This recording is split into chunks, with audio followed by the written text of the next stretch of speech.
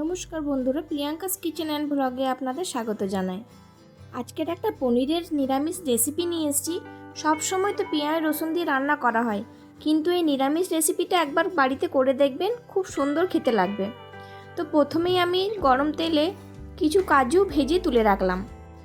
এবার এখানে আমি আগের থেকেই পনির কেটে রেখেছিলাম। এখানে আমি 300 গ্রামের মতো পনির নিয়ে নিয়েছি।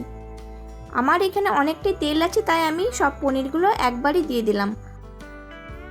এবার হালকা হাতে নাড়াচাড়া করে একটু গোল্ডেন ব্রাউন হলেই আমরা এগুলো তুলে নেব। দেখুন, আমাদের খুব সুন্দর করে গোল্ডেন ব্রাউন কালার হালকা হালকা হয়ে গেছে।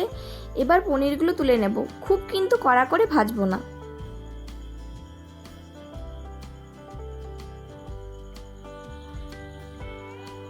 এইভাবে একটু বেশি তেল দিয়ে পনির ভেজে নিলে কড়াইয়ের নিচে লেগে যায় না। অনেক ক্ষেত্রেই পনির কিন্তু লেগে যায়।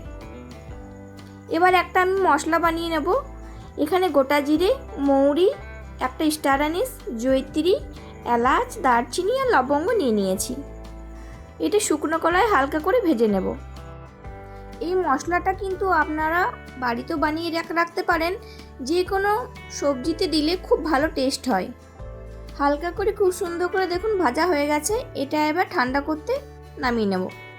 ঠান্ডা হয়ে গেলে ওটা গুঁড়ো করে নেব। এবার যে তেলে পনির ভেজেছিলাম সেই তেলে গোটা জিরে আর গোটা মৌরি ফোড়ন দিয়ে দুটো টমেটো বাটা আর আগে যে কাজুটা ভেজে রেখেছিলাম সেইটা বেটে দিয়ে দিয়েছি। আর এই টমেটোটার সাথে আমি কিন্তু এক টুকরো আদাও দিয়ে দিয়েছি। তাই আপনারা চাইলে আগেও আদা বাটা আর লঙ্কা বাটা দিয়ে এটা করতে পারেন, কিন্তু আমি একসঙ্গে যেহেতু বেটেছি তাই টমেটোর সঙ্গে এক কুচি আদা দিয়ে দিয়েছি। যেহেতু আমি মশলাটা অনেকক্ষণ ধরে কষাবো, তাই এখানে আদার কিন্তু স্মেল একদম থাকবে না।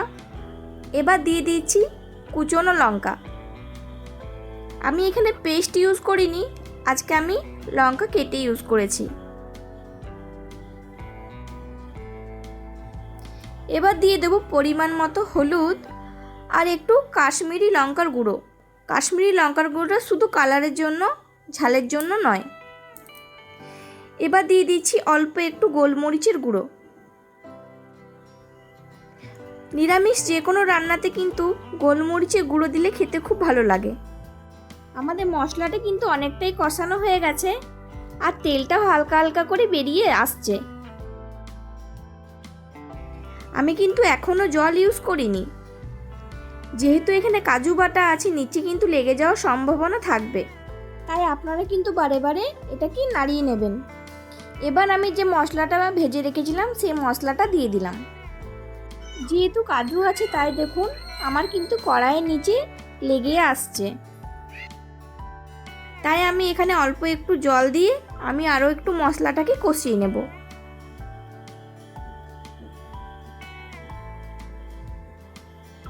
এবার আমি দিয়ে দিলাম কসুরি মেথি। অনেকেই কসুরি মেথি শেষে দিয়ে থাকেন, কিন্তু এই রান্নাতে একবার কসুরি মেথি দিয়ে এই রান্নাটা ভালো করে কষিয়ে দেখবেন, খুব ভালো ফ্লেভার হয়। এবার দিয়ে দিলাম পরিমাণ মতো লবণ।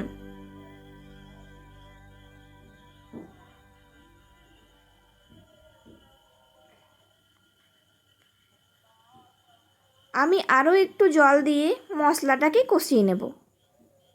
এই মশলাটা যত করে কষাবেন রান্নার স্বাদ কিন্তু ততই আসবে। এবার আমি আগের থেকে টক দই ফেটিয়ে রেখেছিলাম সেটা দিয়ে দেব।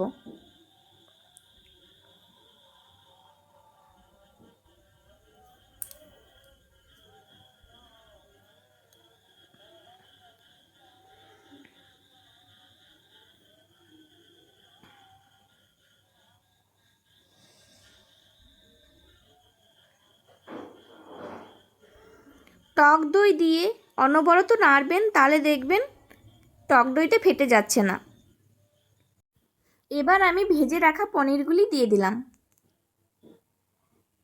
পনিরগুলো কিন্তু দিয়ে আমরা কিন্তু খুব একটা ফোটাবো না, কারণ পনির দিয়ে খুব একটা ফোটালে রাবারের মতন পনিরগুলো হয়ে যায় আর খেতে কেমন একটু ছিবড়ে ছিবড়ে লাগে।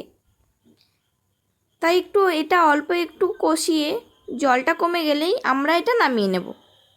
আমি এখানে শুধু ভাজা মশলাটা ইউজ করেছি, যেটা ভেজে গুঁড়ো করে নিয়েছিলাম। এখানে কিন্তু আর কোনো অন্য মশলা ইউজ করিনি।